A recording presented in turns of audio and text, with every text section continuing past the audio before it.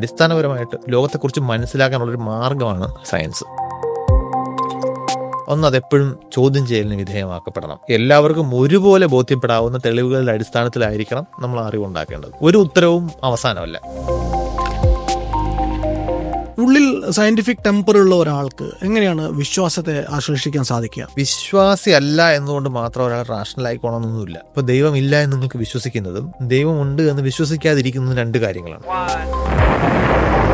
തേങ്ങ അടിക്കാതെ പോകുന്ന റോക്കറ്റുകൾ അവിടെ എത്തുന്നില്ലേ? നാരങ്ങ കെട്ടാതെ പോകുന്ന റോക്കറ്റുകൾ എത്തുന്നില്ലേ? നാരങ്ങ കെട്ടിയിട്ട് പോകുന്ന എല്ലാ റോക്കറ്റുകളും എത്തുന്നുണ്ടോ?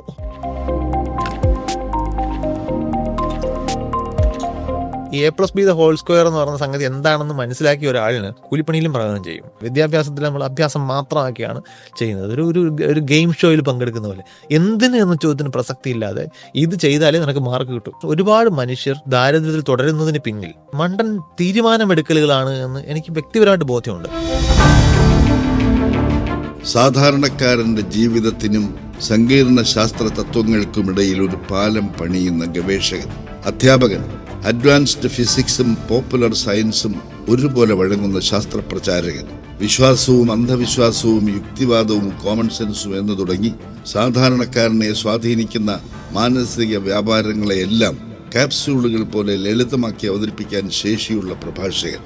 CSIR നിന്ന് മെറ്റീരിയൽസ് സയൻസിൽ ഡോക്ടറേറ്റ് ബിരുദവുമായി തിരുവനന്തപുരം മഹാത്മാഗാന്ധി കോളേജിൽ അസിസ്റ്റന്റ് പ്രൊഫസറായി പുതുതലമുറയെ പ്രചോദിപ്പിക്കുന്ന ഡോക്ടർ വൈശാഖൻ തമ്പി.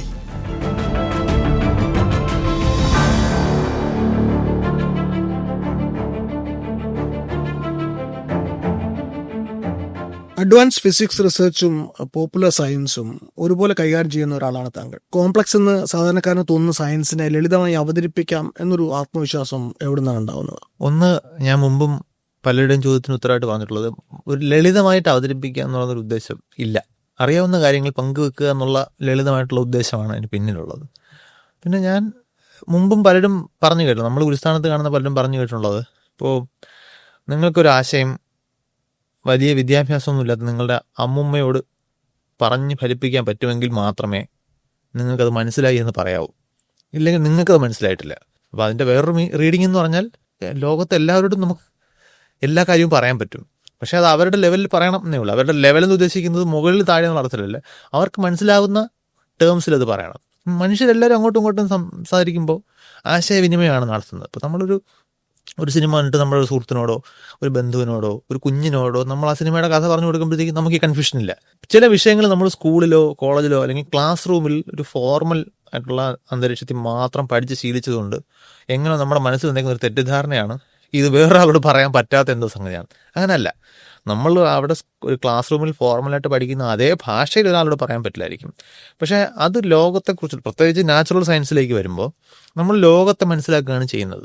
ഈ ലോകം എങ്ങനെയാണ് പ്രവർത്തിക്കുന്നത്, അതിൻ്റെ പല വശങ്ങളുണ്ടാവും. ജീവനുള്ള കാര്യങ്ങളെക്കുറിച്ച് പറയുമ്പോൾ ബയോളജി എന്ന് വിളിക്കും, ഭൗതികം അല്ലെങ്കിൽ കെമിക്കൽ എന്നൊക്കെ നമ്മൾ പല അതിര് വെക്കുന്നത് അത് ഏത് മേഖലയിൽ സ്പെഷ്യലൈസ് ചെയ്ത് പഠിക്കാൻ ശ്രമിക്കുന്നു, ഏത് ദിശയിലാണ് കൂടുതൽ ആഴത്തിൽ പോകുന്നത് എന്ന അടിസ്ഥാനത്തിലുള്ള വേർതിരിവ് മാത്രമാണ്. അടിസ്ഥാനപരമായിട്ട് ഈ ലോകത്തെയാണ് നമ്മൾ മനസ്സിലാക്കുന്നത്. അപ്പോൾ ആ ലോകത്തെക്കുറിച്ച് അറിയാൻ എല്ലാവർക്കും താല്പര്യമുണ്ട്. അപ്പോൾ എല്ലാവരോടും അത് പറയാൻ പറ്റും തന്നെയാണ് ഞാൻ വിശ്വസിക്കുന്നത്. ഇപ്പം ചില വിഷയങ്ങൾ ഇൻഹെറന്റ്ലി കോംപ്ലക്സ് അല്ലേ? ഇപ്പം ടൈം ഡയലേഷനെ പറ്റി എങ്ങനെയാണ് അമ്മൂമ്മയോട് പറയാം? അവിടേക്ക് വരുമ്പോൾ പക്ഷേ അമ്മയോട് പറയാം, സമയത്തെ നമ്മൾ പൊതുവിൽ കണ്ട് ശീലിച്ചിരിക്കുന്നത് എങ്ങനെയാണ്. ഇപ്പോൾ ഞാനിവിടെ നിന്നും എത്ര നേരമെടുത്താണ് ഈ സ്ഥലത്തെത്തുന്നത്, ഇവിടെ നിന്നും ആ സ്ഥലത്തെത്താൻ എത്ര ദൂരമുണ്ട്, ഇത് രണ്ടും തമ്മിൽ എന്തെങ്കിലും ബന്ധമുണ്ടോ?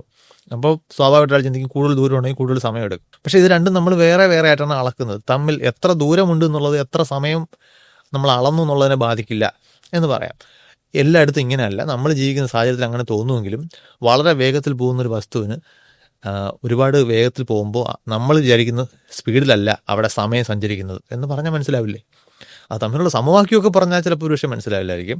പക്ഷെ പറയേണ്ടത്, നമുക്ക് പരിചയമുള്ള സാഹചര്യങ്ങളല്ലാത്ത അതിവേഗത്തിൽ പോകുന്ന സാഹചര്യങ്ങളോ അത്യധികം വലിയ ഭീമാകാരമായിട്ടുള്ള വസ്തുക്കളുടെ സാമീപ്യത്തിലോ ഒക്കെ നമുക്ക് പരിചയമില്ലാത്ത രീതിയിൽ നമ്മൾ വളരെ അടിസ്ഥാനമെന്ന് കരുതുന്ന സ്പേസ്, ടൈം തുടങ്ങിയ ആശയങ്ങൾ പെരുമാറും. അതെങ്ങനെ, എന്തുകൊണ്ട് എന്ന് വിശദീകരിക്കാൻ കഴിഞ്ഞില്ലെങ്കിലും ഒരു വ്യത്യസ്തത അവിടെ ഉണ്ട് എന്ന് പറയാൻ പറ്റുന്നതാണ് ഞാൻ കരുതുന്നത്. ശാസ്ത്രജ്ഞരിൽ തന്നെ പലരും അവർക്ക് പലതിനും വിശദീകരിക്കാൻ പറ്റിയത് ചിലപ്പം വളരെ സാമാന്യമായിട്ടുള്ള വളരെ ട്രിവിയൽ ആയിട്ടുള്ള എന്തെങ്കിലും ഒബ്സർവേഷൻസ് എന്നൊക്കെ ആയിരിക്കും. നമ്മൾ ഫെയ്മാൻ്റെ കേസ് എപ്പോഴും പറയുന്ന ഒരു സാധനം വോബ്ലിംഗ് പ്ലേറ്റിൻ്റെ സാധനം. അപ്പോൾ അതുപോലത്തെ ഉദാഹരണങ്ങൾ നമ്മുടെ നാട്ടിൽ നമ്മൾക്ക് പരിചയമുള്ള സയൻസിലുണ്ടോ? ഏതെങ്കിലും ഒരു സിമ്പിളായിട്ടുള്ള ഉദാഹരണങ്ങളിൽ നിന്ന് വലിയ തത്വങ്ങളിലേക്ക് എത്തിച്ചേർന്ന്? അല്ല, തീർച്ചയായിട്ടും പറ്റും. അതുകൊണ്ട് സ്പെസിഫിക് ആയിട്ട് ചോദിച്ചാൽ ഞാൻ അങ്ങനെ ആലോചിച്ച് വെച്ചിട്ടില്ല. പക്ഷേ നമ്മളിപ്പോൾ വളരെ ഡെയിലി ലൈഫിൽ നമ്മൾ കാണുന്ന എന്തുകൊണ്ടാണ് എൻ്റെ മുമ്പിലിരിക്കുന്ന ഒരു ഗ്ലാസ് വെള്ളം അവിടെ ഇരിക്കുന്നത് എന്ന് ചോദ്യം ചോദിച്ചാൽ, ഞാൻ കുട്ടികളടുത്ത് ചോദിച്ചിട്ടുണ്ട്. ഈ ചുറ്റും നോക്കിയിട്ട് എന്തെങ്കിലും ഒരു ചോദ്യം ചോദിക്കാൻ പറയും. അപ്പോൾ ചെറിയ കുട്ടികൾ, ഒരു പ്രൈമറി ലെവൽ കുട്ടികൾ, അപ്പോൾ അവർ പറയും എന്തുകൊണ്ടാണ് ഈ പാവ അനങ്ങാത്തത്? അപ്പോൾ ഞാൻ ചോദിക്കും, നിങ്ങൾ തന്നെ അതിൻ്റെ ഉത്തരം പറയൂ, എന്തുകൊണ്ടാണ് അനങ്ങുക? അപ്പം എങ്ങനെയാണ് വസ്തുക്കൾ അനങ്ങുന്നത്? അപ്പം നിശ്ചലമായിട്ടിരിക്കുന്ന ഒരു വസ്തു അനങ്ങണമെന്നുണ്ടെങ്കിൽ അതിലൊരു ബലം പ്രയോഗിക്കപ്പെടണമെന്നാണ് സ്കൂളിലെ പാഠം. ബലം പ്രയോഗിക്കപ്പെടുന്നില്ലേ എന്ന് ചോദിച്ചാൽ അപ്പോൾ കുട്ടി തന്നെ പറയും ഉണ്ടല്ലോ, കാരണം നമ്മൾ സ്കൂളിൽ പഠിച്ചിട്ടുണ്ട് എല്ലാ വസ്തുക്കളെയും ഭൂമി ആകർഷിക്കുന്നുണ്ട്, ആകർഷണം ഒരു ബലമാണ്. അപ്പം പിന്നെ എന്തുകൊണ്ടാണ് ചലിക്കാതിരിക്കുന്നത്? അപ്പം നമ്മൾ ന്യൂട്ടൻ്റെ നിയമത്തിന് പറയുന്നുണ്ട് അത് പരസ്പര അസന്തുലിതമായിട്ടുള്ള ബലമായിരിക്കണം. അപ്പോൾ എന്താണ് ഈ ഭൂമിയുടെ ആകർഷണത്തെ സന്തുലനം ചെയ്യുന്ന ബലം? അപ്പോൾ ഈ ഇരിക്കുന്ന ഉപരിതലം അതിന് മുകളിലേക്കൊരു റിയാക്ഷൻ ഫോഴ്സ് കൊടുക്കുന്നുണ്ട്. പറഞ്ഞു വരുമ്പോൾ സ്കൂൾ ലെസണിലേക്ക് പോയി. കുട്ടിയുടെ ചോദ്യം എന്ന് പറഞ്ഞാൽ എന്തുകൊണ്ടാണ് ഈ സാധനം നിശ്ചലമായിരിക്കുന്ന ഈ സാധനം അവിടെ നിശ്ചലമായി തന്നെ ഇരിക്കുന്നത്? നമുക്ക് പാഠങ്ങളിലേക്ക് പോകാം. അത് വേണമെങ്കിൽ റിലേറ്റിവിറ്റി തിയറി വരെ കൊണ്ടുപോകാൻ പറ്റും. നമ്മുടെ ലൈഫിൽ പലപ്പോഴും കോമൺ സെൻസ് വെച്ചാണ് കാര്യങ്ങളെ മനസ്സിലാക്കാൻ ശ്രമിക്കാറുള്ളത്. പക്ഷേ ഈ കോമൺ സെൻസ് പലപ്പോഴും നമ്മളെ മിസ്ലീഡ് ചെയ്യാറുണ്ട്. നമ്മുടെ നിത്യജീവിതത്തിൽ ഇതിനെന്തെങ്കിലും ഉദാഹരണം പറയാൻ പറ്റുമോ? ഒരുപാട് കാര്യങ്ങളിൽ നമുക്ക് ഈ നമ്മുടെ കോമൺ സെൻസ് ഫെയിൽ ആവും. അപ്പോൾ ആരോഗ്യത്തെ സംബന്ധിച്ചിട്ടുള്ള കാര്യങ്ങളിൽ ഇപ്പോൾ മനുഷ്യൻ എപ്പോഴും വിചാരിക്കുന്നത് പ്രകൃതിയിൽ സാധാരണ കാണുന്ന വസ്തുക്കളെല്ലാം നമുക്ക് സേഫ് ആയിരിക്കും, കൃത്രിമ വസ്തുക്കൾ നമ്മൾ അപകടകാരിയായിരിക്കാം. ഇതൊരു കോമൺ സെൻസിക്കൽ ഐഡിയ ആണ്. പക്ഷെ ഇതങ്ങനല്ല. നമ്മൾ ഇതേ ഐഡിയ തന്നെ നമ്മളൊന്ന് ഇരുത്തി ആലോചിച്ചാൽ തന്നെ മനസ്സിലാവും. പ്രത്യേകിച്ച് സയൻസ് പഠിക്കാതെ. ഉദാഹരണത്തിന് ഓതളങ്ങിയ പ്രകൃതിയിൽ കാണുന്നൊരു വസ്തുവാണ്, കഴിച്ചാൽ മരിച്ചു പോകും. അതിനെ വിളിക്കുന്നത് തന്നെ പോയ്സൺ ഫ്രൂട്ട് എന്നാണ്, സൂയിസൈഡ് ഫ്രൂട്ട് എന്നാണ് വിളിക്കുന്നത്. അപ്പോൾ പ്രകൃതിദത്തമായ വസ്തു നമുക്ക് അപകടം ചെയ്യാം. പക്ഷെ നമ്മൾ പലപ്പോഴും പാരസെറ്റമോൾ, എൻ്റെ ഒരു അഭിപ്രായത്തിൽ നമുക്ക് ഇത്രയും ചീപ്പായിട്ട് കിട്ടുന്ന ഇത്രയധികം പ്രയോജനം ചെയ്യുന്ന ഒരു മെഡിസിനൽ കോമ്പൗണ്ട് വേറെ ഇല്ല. അത് പക്ഷേ നമ്മൾ സിന്തറ്റിക്കലി ഉണ്ടാക്കിയെടുക്കുന്നതാണ്. പക്ഷെ അതിന്റെ പാർശ്വഫലങ്ങൾ നമ്മൾ നെറ്റിൽ അടിച്ചു നോക്കിയാൽ കഴിക്കില്ല എന്ന് പറയും. എന്താണ് ആ പാർശ്വഫലങ്ങൾ? ആ പാർശ്വഫലങ്ങൾ എല്ലാ വസ്തുക്കൾക്കും ഉണ്ട്. ഇപ്പം നമ്മൾ കുറച്ച് കപ്പ പുഴുങ്ങിയത് കുറച്ച് കഴിച്ചാൽ നമുക്ക് ഉറക്കം വരില്ലേ? അതൊരു പാർശ്വഫലമാണ്. പാർശ്വഫലം എന്ന് വെച്ചാൽ നമ്മൾ അകത്തേക്ക് എടുക്കുന്ന ഒരു വസ്തുവിന് ശരീരത്തിൽ പല ഫലങ്ങളുണ്ടാവും. ഈ പാർശ്വം എന്ന് പറയുന്നത് ഒരു മെയിൻ ഫലം ഉള്ളതുകൊണ്ടാണ് പാർശ്വം എന്ന് തന്നെ വേറെ പറയേണ്ടി വരുന്നത്. മെയിൻ ഫലം ഈ പാരസെറ്റമോൾ ആകട്ടെ ഏത് മരുന്നാകട്ടെ നമ്മളുടെ പ്രത്യേക ഉദ്ദേശത്തോടു കൂടി നിർമ്മിക്കുന്നതാണ്. അപ്പോൾ ആ ഉദ്ദേശത്തിന് പുറമേ അല്ലെങ്കിൽ അതുണ്ടാക്കുന്ന ഫലത്തിന് പുറമേ വേറെയും ഫലങ്ങൾ അതുണ്ടാക്കും. കാരണം നമ്മുടെ ശരീരത്തിലേക്ക് എടുക്കുന്ന ഏത് സാധനവും നമ്മൾ അകത്തേക്ക് പോകുമ്പോഴത്തേക്കും പലതരത്തിൽ അത് ശരീരത്തിൽ പ്രവർത്തിക്കും. അത് ഡോക്യുമെന്റ് ചെയ്യുന്ന എന്തിനാണ്? എല്ലാ ഫലങ്ങളും പാർശ്വഫലങ്ങളും നമ്മൾ ഉദ്ദേശിച്ചതും ഉദ്ദേശിക്കാത്തതും എല്ലാ ഫലങ്ങളും കൃത്യമായി പഠനവിധേയമാക്കിയിട്ട് വർഷങ്ങൾ, പലപ്പോഴും ദശാബ്ദങ്ങൾ എടുത്തിട്ടാണ് ഒരു മരുന്ന് മാർക്കറ്റിൽ വരുന്നത്. അപ്പം അതിൻ്റെ ഒരു സ്റ്റാൻഡേർഡ് പ്രാക്ടീസാണ് പാർശ്വഫലങ്ങളെല്ലാം ലിസ്റ്റ് ചെയ്യുക എന്നുള്ളത്. പക്ഷേ ഒരു ഡോക്ടർ അത് പ്രിസ്ക്രൈബ് ചെയ്യുമ്പോൾ നമ്മൾ ഉദ്ദേശിക്കുന്ന ഫലത്തോടൊപ്പം പാർശ്വഫലം കൂടെ താരതമ്യം ചെയ്യും. ആ ഉദ്ദേശിക്കുന്ന ഫലം ഏതെങ്കിലും ഒരു ബുദ്ധിമുട്ടിൽ നിന്നുള്ള മോചനമായിരിക്കും. ആ ഒരു അഡ്വാൻറ്റേജ് പരിഗണിക്കുമ്പോൾ പാർശ്വഫലം എത്രത്തോളം ഗണ്യമാണ് എന്ന് നോക്കിയിട്ടായിരിക്കും. ഇപ്പോൾ നമ്മളൊരു കീമോതെറാപ്പി എടുക്കുന്നത് എന്താണ്? ചുമ്മാ ഒരു പനിക്കോ ജലദോഷത്തിനോ നമ്മൾ കീമോതെറാപ്പിക്ക് പോവില്ല. ക്യാൻസർ പോലെ മാരകമായിട്ടുള്ള ഗൗരവകരമായിട്ടുള്ള ആരോഗ്യ പ്രശ്നങ്ങളിലാണ് കീമോയ്ക്ക് പോകുന്നത്. പക്ഷേ കീമോതെറാപ്പിയുടെ പാർശ്വഫലങ്ങൾ ബുദ്ധിമുട്ടുണ്ടാക്കുന്ന പാർശ്വഫലങ്ങളാണ്. നമുക്ക് മുടി പൊഴിഞ്ഞു പോകാം. പക്ഷെ എന്തുകൊണ്ടാണ്? ക്യാൻസർ എന്ന് പറയുന്ന രോഗം ഉണ്ടാക്കുന്ന ഭീഷണിയായിട്ട് താരതമ്യം ചെയ്യുമ്പോൾ ഇത് താരതമ്യേന നമുക്ക് സഹിക്കാവുന്ന ഒരു ബുദ്ധിമുട്ടാണെന്ന് കാണുന്നുണ്ടാണ്. പാരസെറ്റമോളിൻ്റെ ബുദ്ധിമുട്ടെന്ന് പറയുന്നത് പാരസെറ്റമോൾ സേഫായിട്ട് കഴിക്കാവുന്ന അളവ് പറയുന്നുണ്ട്. അതിന് മുകളിൽ പോയാലാണ് എന്തൊക്കെയാണ് സംഭവിക്കുന്നത് കൃത്യമായിട്ട് ഡോക്യുമെൻ്റ് ചെയ്യുന്നുണ്ട്. അപ്പം നമ്മൾ ഗൂഗിളിൽ സെർച്ച് ചെയ്ത് കഴിഞ്ഞാൽ എന്തിൻ്റെയും ഏറ്റവും എക്സ്ട്രീം എഫക്റ്റ് ആയിരിക്കും നമുക്ക് കിട്ടുന്നത്. അപ്പം ഒരിക്കലും ഡോക്ടേഴ്സ് എല്ലാം പറയുമല്ലോ, ഒരിക്കലും നിങ്ങളുടെ രോഗലക്ഷണങ്ങൾ ഗൂഗിൾ ചെയ്യരുത്. ഗൂഗിളിൽ നിങ്ങൾ സെർച്ച് ചെയ്ത് കഴിഞ്ഞാൽ മിക്കവാറും അതിമാരകമായ രോഗമാണ് നിങ്ങൾക്ക് എന്ന് പറഞ്ഞൊരു നിഗമനത്തിലേക്ക് നിങ്ങളെത്തും. അങ്ങനെ ആവണമെന്നില്ല. കാരണം ഡയഗ്നോസിസ് എന്ന് പറയുന്നത് ആണ് ശരിക്കും ഈ കൂട്ടത്തിൽ ഒരു ഇൻ്റലിജൻ്റ് ആയിട്ടുള്ളൊരു മനുഷ്യൻ്റെ ഇടപെടൽ വേണ്ട ഏരിയ. അപ്പോൾ പാർശ്വഫലങ്ങൾ അങ്ങനെ കണ്ടാൽ മതി. ഫലം, പാർശ്വഫലം, ട്രയൽ ഒക്കെ പറഞ്ഞു. ചില മരുന്നുകൾ അത്രയും സ്റ്റഡി നടത്തിയിട്ടാണ് വരുന്നത്. പക്ഷേ നമ്മൾ പലപ്പോഴും കോൺഫ്ലിക്റ്റ്, മറ്റു ചില ഓൾട്ടർനേറ്റീവ് മെഡിസിനൊക്കെ ആയിട്ടുള്ള കോൺഫ്ലിക്റ്റ് വരുന്നത് അവിടെ കൃത്യമായിട്ടുള്ളൊരു ട്രയലില്ല, കൃത്യമായിട്ടുള്ളൊരു അവിടെയൊക്കെ എവിഡൻസ് ബേസ്ഡ് എന്നതിനേക്കാളുപരി അനുഭവങ്ങളുടെ വെളിച്ചത്തിലുള്ള സാക്ഷ്യങ്ങളുടെ വെളിച്ചത്തിലുള്ള ചികിത്സാ രീതികളാണ്. ഇതേ ഒരു കാര്യം തന്നെയാണ്, ഈ അനുഭവങ്ങളുടെ സാക്ഷ്യം തന്നെയാണ് ഒരു മനുഷ്യനെ വിശ്വാസത്തിലേക്കും അന്ധവിശ്വാസത്തിലേക്കും ഒക്കെ നയിക്കുന്നത്. അപ്പോൾ സയൻറ്റിഫിക് ടെമ്പർ എന്നൊരു കാര്യത്തിന് എത്രത്തോളം നമ്മളെ അവിടെ സഹായിക്കാൻ പറ്റും? നമ്മൾ ദുർബലരാകുമ്പോൾ സ്വാഭാവികമായിട്ടും നമ്മൾ വിശ്വാസം, അന്ധവിശ്വാസം ഇതിലേക്കൊക്കെ പോവാം. അങ്ങനെ വരാതിരിക്കാൻ ഈ സയൻറ്റിഫിക് ടെമ്പർ എന്ന് പറയുന്നത് അതൊന്ന് നമ്മൾ പ്രത്യേകിച്ച് ഇന്ത്യൻ കോണ്ടെക്സ്റ്റിലാണ് ഈ വാക്ക് കൂടുതൽ ഉപയോഗിക്കപ്പെടുന്നത്. പൊതുവിൽ നമ്മൾ വികസിതം എന്ന് വിളിക്കുന്ന പ്രദേശങ്ങളിലൊക്കെ സയൻസ് എഡ്യൂക്കേഷനെ തന്നെ അവരങ്ങനെയാണ് കാണുന്നത്. നമ്മുടെ ഒരു എഡ്യൂക്കേഷൻ കുറച്ചുകൂടി ഒരു റോട്ട് ലേണിംഗ് ഓറിയൻറ്റഡും തത്വങ്ങൾ കാണാതെ പഠിച്ച് പരീക്ഷ എഴുതുന്നതിൽ ഫോക്കസ് ചെയ്യുന്നതാണ് നമുക്ക് ടെമ്പറിനെ കുറിച്ച് വേറെ പറയേണ്ടി വരുന്നത്. അതിൻ്റെ ഒരു അടിസ്ഥാനപരമായിട്ട് സയൻറ്റിഫിക് ടെമ്പർ എന്ന് പറയുന്ന ആശയത്തിൻ്റെ ഒരു കോണ്ടെക്സ്റ്റ് എന്ന് പറയുന്നത്, നമുക്ക് ഈ ലോകത്തെക്കുറിച്ച് ഒരുപാട് ധാരണകളുണ്ട്, നമ്മൾ ജീവിക്കുന്ന ലോകത്തെക്കുറിച്ച്. അതിൽ ചില ധാരണകൾ നമ്മൾ നമ്മുടെ അനുഭവത്തിൽ നിന്ന് പഠിച്ചാണ്. ഇപ്പോൾ തീയിൽ തൊട്ട പൊള്ളു എന്നുള്ളത് നമ്മൾ പുസ്തകത്തിൽ വായിച്ച് പഠിച്ചതല്ല, അത് നമ്മളുടെ എല്ലാം കുട്ടിക്കാലം നമ്മൾ മിക്കവാറും പൊള്ളിയിട്ട് തന്നെ പഠിച്ചിട്ടുണ്ടാണ്. അതിന് പൊള്ളുന്നതിന് മുമ്പ് നമ്മുടെ മാതാപിതാക്കളൊക്കെ പറഞ്ഞു തന്നിട്ടുണ്ടാകും തൊട്ട പൊള്ളുമെന്ന്. പക്ഷെ നമ്മൾക്ക് അത് കൺവിൻസിങ് ആയിട്ടുണ്ടാകാൻ സാധ്യതയില്ല. നമ്മൾ തൊട്ട് പൊള്ളിയിട്ട് തന്നെ ആയിരിക്കും പഠിച്ചിട്ടുണ്ടാവുക. അതൊരറിവാണ്. പിന്നെ നമ്മൾ കേട്ട് പഠിച്ച കാര്യങ്ങളുമുണ്ട്. ഇപ്പോൾ പ്രപഞ്ചം എങ്ങനെയാണ് നിൽക്കുന്നത്, എങ്ങനെയാണ് സൂര്യൻ ഉദിക്കുന്നത്, ഇതിനെക്കുറിച്ച് ചിലപ്പോൾ നമ്മുടെ മുതിർന്ന ആളുകൾ നമുക്ക് കുട്ടിക്കാലത്ത് പറഞ്ഞു തന്നിട്ടുണ്ടാവും. ചിലപ്പോൾ അവരുടെ അറിവിൻ്റെ പരിമിതികളോടുകൂടിയായിരിക്കും നമ്മളത് കേട്ടിട്ടുണ്ടാവുക.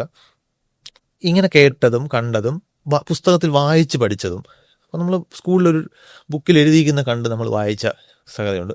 ഇന്നിപ്പോൾ ചിലപ്പോൾ ഒരു വാട്സാപ്പ് മെസ്സേജിൽ നിന്ന് പഠിക്കുന്നുണ്ടാവും ആളുകൾ. അപ്പോൾ അങ്ങനെ പല സ്രോതസ്സിൽ നിന്ന് നമ്മൾ ലോകത്തെക്കുറിച്ചുള്ള കാര്യങ്ങൾ മനസ്സിലാക്കിയെടുത്തിട്ടുണ്ട്. പക്ഷേ മനുഷ്യൻ്റെ ചരിത്രം മുഴുവൻ, മനുഷ്യനെന്ന് പറയുന്ന ജീവിയുടെ ചരിത്രത്തോളം തന്നെ പഴക്കമുണ്ട് ഈ പഠനത്തിന്. ചുറ്റുപാടുകളെ മനസ്സിലാക്കി ആ മനസ്സിലാക്കലിൻ്റെ അടിസ്ഥാനത്തിൽ അവയെ നിയന്ത്രിച്ചാണ് മനുഷ്യൻ പുരോഗമിച്ചിട്ടുള്ളത്.